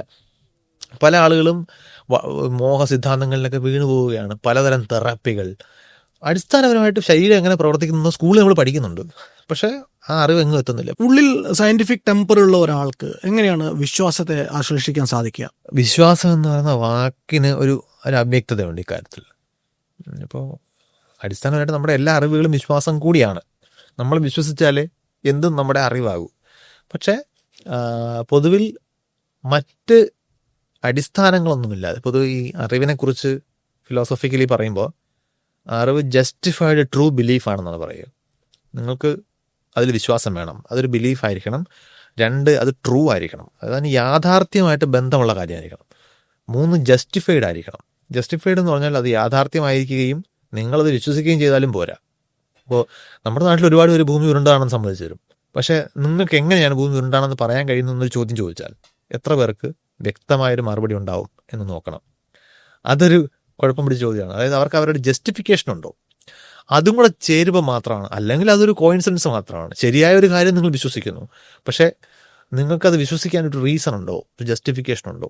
ഇത് 3 ചേരുമ്പോഴാണ് അറിവാകുന്നത് എന്നാണ് ഫിലോസഫിയിൽ, അല്ലെങ്കിൽ എപ്പിസ്റ്റമോളജി എന്ന് പറഞ്ഞ നോളജിനെ കുറിച്ചിട്ടുള്ള പഠനമാണത് അത് പറയുന്നത്. അപ്പോൾ എല്ലാ കാര്യങ്ങളും നമ്മൾ വിശ്വസിച്ചാലേ അറിവാവുള്ളൂ. പക്ഷേ ഈ ജസ്റ്റിഫിക്കേഷൻ ഇല്ലാതെയോ ട്രൂത്ത് ആണെന്ന് വെരിഫൈ ചെയ്യാതെ നമ്മൾ കാര്യങ്ങൾ വിശ്വസിക്കുമ്പോഴാണ് അത് നമ്മൾ നേരത്തെ പറഞ്ഞത് വെറും വിശ്വാസമാകുന്നത്. അതിന് തന്നെ ഇപ്പോൾ ഞാൻ കരുതുകയാണ്, ഞാൻ സ്ഥിരം ഉപയോഗിക്കുന്നൊരു ഉദാഹരണം, ഇപ്പോൾ ഒരാൾ കരുതുകയാണ് എനിക്ക് അങ്ങനെ ശരീരത്തിന് അങ്ങനെ അമിതമായിട്ടുള്ള വണ്ണമൊന്നുമില്ല, അതുകൊണ്ട് തന്നെ എനിക്ക് എക്സർസൈസിൻ്റെ ആവശ്യമില്ല എന്നൊരാൾ കരുതുകയാണ്. അത് സയൻറ്റിഫിക്കലി റോങ് ആണ്. എക്സർസൈസ് എല്ലാവർക്കും ആവശ്യമുള്ള കാര്യമാണ്. പക്ഷേ ഇതൊരു അന്ധവിശ്വാസമല്ല, ഇതൊരു തെറ്റായ ഇൻഫർമേഷൻ്റെ അടിസ്ഥാനത്തിൽ ഞാൻ ഉണ്ടാക്കി വെച്ചിരിക്കുന്ന ഒരു ബിലീഫാണ്, അത് തെറ്റാണ്. പക്ഷേ വേറെ ചില വിശ്വാസങ്ങളുണ്ട്, അതൊക്കെ അതീന്ദ്രിയമായിട്ടുള്ള അല്ലെങ്കിൽ സൂപ്പർ നാച്ചുറൽ ആയിട്ടുള്ള എലമെൻസിൻ്റെ അടിസ്ഥാനത്തിലാണ് അത് നിൽക്കുന്നത്. അപ്പോൾ അതിൻ്റെ ഫ്രണ്ട് ഒരു കല്ലിന് മുമ്പിൽ ഇരുന്ന് പ്രാർത്ഥിച്ചാൽ, അല്ലെങ്കിൽ പ്രാർത്ഥിക്കാന്ന് പറഞ്ഞ വാക്ക് മാറ്റിയാൽ, ഒരു കല്ലിനോട് ഞാൻ ആവശ്യം പറഞ്ഞാൽ എൻ്റെ പരീക്ഷ ഞാൻ വിജയിക്കും. അപ്പോൾ ഞാൻ ആ കല്ലും എൻ്റെ പരീക്ഷയും തമ്മിലൊരു ബന്ധം ആരോപിക്കുകയാണ് ചെയ്യുന്നത്. അത് യാഥാർത്ഥ്യത്തിൽ നിരക്കുന്ന ഒരു ബന്ധമല്ല. അതുകൊണ്ട് അതൊരു വിശ്വാസമായിട്ട് മാത്രം നിൽക്കും. അതിലൊരു സൂപ്പർ നാച്ചുറൽ എലമെൻറ്റ് കിടപ്പുണ്ട്. 2 മിക്കവാറും അന്ധവിശ്വാസങ്ങളുടെ ഒരു കോമൺ ഈ സൂപ്പർ നാച്ചുറൽ ആയിട്ടുള്ള കാര്യങ്ങൾ കൊണ്ടുവരുന്നതിനപ്പുറം മറ്റൊരു ഘടകം കൂടെ അന്വേഷിച്ചാൽ കിട്ടുന്നത് ഭാവിയെക്കുറിച്ചിട്ടുള്ള വ്യാകുലതയാണ്. നാളെ വരാൻ പോകുന്ന അപകടം ഒഴിവാക്കാനോ നാളെ നല്ലത് വരാൻ വേണ്ടി എന്ന കരുതൽ പോലെയോ ഒക്കെ ചെയ്യുമ്പോഴാണ് പല വിശ്വാസങ്ങളും നമ്മൾ അന്ധവിശ്വാസമായിട്ട് നിൽക്കുന്നത്. ഞാൻ പറയുന്നത് എല്ലാ വിശ്വാസങ്ങളും അറിവാകണമെന്നില്ല. വിശ്വാസങ്ങൾ അറിവാകണമെന്നുണ്ടെങ്കിൽ അത് ജസ്റ്റിഫൈഡ് ആയിരിക്കണം, അത് യാഥാർത്ഥ്യം നിരക്കുന്നതായിരിക്കണം. അത് തന്നെ എല്ലാം തെറ്റായതുകൊണ്ട് മാത്രം എല്ലാ തെറ്റായ വിശ്വാസങ്ങളും അന്ധവിശ്വാസങ്ങളായിക്കോണമെന്നില്ല. പക്ഷെ അതിന് പിന്നിലൊരു ഈ സൂപ്പർ നാച്ചുറൽ ആയിട്ടുള്ള എലമെൻറ്റ്, ഈ സൂപ്പർ നാച്ചുറൽ ആയിട്ടുള്ള എലമെൻറ്റ് നാച്ചുറൽ എന്ന് പറയുന്നത് എങ്ങനെയാണ്, അത് ലോകത്തെക്കുറിച്ച് സയൻസിലൂടെ നമ്മൾ മനസ്സിലാക്കിക്കുന്ന ധാരണകളാണ്, പ്രകൃതി നിയമങ്ങൾ, ലോസ് ഓഫ് നേച്ചർ എന്ന് പറയുന്നത്. അതിന് ഘടകവിരുദ്ധമായിട്ടുള്ള കാര്യങ്ങളുടെ അടിസ്ഥാനത്തിൽ നിൽക്കുന്ന കാര്യങ്ങൾ നിങ്ങൾ വിശ്വസിക്കുകയും അതിൻ്റെ അടിസ്ഥാനത്തിൽ നിങ്ങൾ തീരുമാനം എടുക്കുകയും ചെയ്യുമ്പോഴാണ് നിങ്ങൾ അന്ധവിശ്വാസിയായിട്ട് മാറുന്നത്. സയന്റിഫിക്കലി വളരെ ഉന്നതമായ നിലയിൽ എത്തി നിൽക്കുന്നു എന്ന് കരുതപ്പെടുന്ന ആളുകൾ വിശ്വാസികളാകുന്നത് ഒരു കോൺട്രഡിക്ഷൻ അല്ലേ എന്നാണ് ചോദിക്കുന്നത്. അതൊരു പ്രത്യക്ഷത്തിൽ ഒരു കോൺട്രഡിക്ഷനായിട്ട് തോന്നാമെങ്കിലും വ്യക്തിപരമായിട്ട് ഞാൻ അതിനൊരു കോൺട്രഡിക്ഷനായിട്ട് അല്ല കാണുന്നത്. അതായത് ഈ സയൻറ്റിഫിക്കായിട്ട് ലോകത്തെക്കുറിച്ചിട്ടുള്ള അറിവുകൾ നമുക്കുണ്ട്, നമുക്ക് ആക്സസിബിൾ ആണ്. പക്ഷെ ആ അറിവ് ഒരിടത്ത് പ്രയോഗിക്കണോ വേണ്ടെന്നുള്ളത് ഓരോ ആളിൻ്റെയും തീരുമാനമാണ്. അയാൾ വ്യക്തിപരമായിട്ട് എടുക്കുന്ന തീരുമാനമാണ് ഈ നോളജ് ഞാൻ ഉപയോഗിക്കണോ വേണ്ടേ എന്നുള്ളത്. ഇപ്പോൾ റോക്കറ്റ് മുകളിലേക്ക് അയക്കുന്ന ഒരു എഞ്ചിനീയറോ സയൻറ്റിസ്റ്റോ റോക്കറ്റിൻ്റെ പ്രവർത്തനത്തിൽ ഈ അറിവുകളെല്ലാം പ്രയോഗിക്കുന്നുണ്ട്. പക്ഷേ ഈ റോക്കറ്റിന് മുകളിൽ എത്തിക്കുന്നതിൽ വേറെ എന്തിനെങ്കിലും കൂടി പങ്കുണ്ടെന്ന് അയാൾ കരുതുന്നുണ്ടെങ്കിൽ അതിപ്പോൾ അയാളുടെ ചോയ്സാണ്. ഞാൻ പറയുന്നത് അത് ന്യായീകരിക്കലല്ല ഞാൻ പറയുന്നത്.